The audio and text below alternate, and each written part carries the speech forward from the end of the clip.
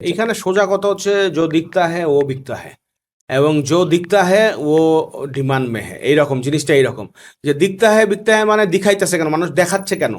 দেখাইলেই sell হচ্ছে তো দেখাচ্ছে কেন দেখাচ্ছে মানে সে তো কোনো না কোনো স্টাডির উপরে দিয়ে যাচ্ছে ইয়েস সো এখানে একটা ইজিয়েস্ট ওয়ে হচ্ছে যে এক্সিস্টিং নলেজ বেস ইউজ করেন আপনি ফেসবুকে অ্যাড লাইব্রেরিতে যান আপনি যে প্রোডাক্ট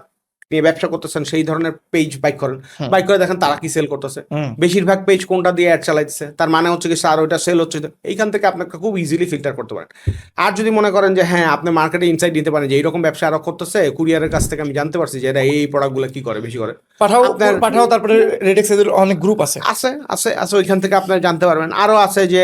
আপনি ধরেন এখানে কিছু সাপ্লায়ারও এখন ক্রিয়েট হয়ে গেছে এই সাপ্লায়ারের কাছে গিয়ে বলে যে ভাই কোনটা সেল করবো এইটা ও কয় যে এই দুটা না এটা খুব ভালো চলতেছে ওর কাছে একটা যেহেতু ইনসাইট থাকে এটা একটা জিনিস কুরিয়ারের লোকজন আপনার এটা বলতে পারে ভালো আরেকটা জিনিস হচ্ছে আপনার সাইট যদি মানে কিছুটা পুরানো দিন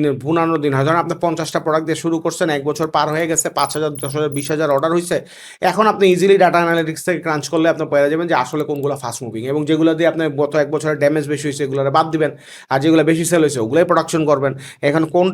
কোনগুলো বেশি ফাস্ট মুভিং কোনগুলো স্লো মুভিং সেগুলো একটা মেট্রিক ধরতে হবে যে এই প্রোডাক্টে এতটার কম সেল হলে এটা স্লো মুভিং এই প্রোডাক্টে এতটার বেশি সেল হলে এটা ফাস্ট মুভিং প্রত্যেকটা এক্সকিউর এগেনস্টে একটা থাকবে সিস্টেমে আপনার এটা সেট করা থাকবে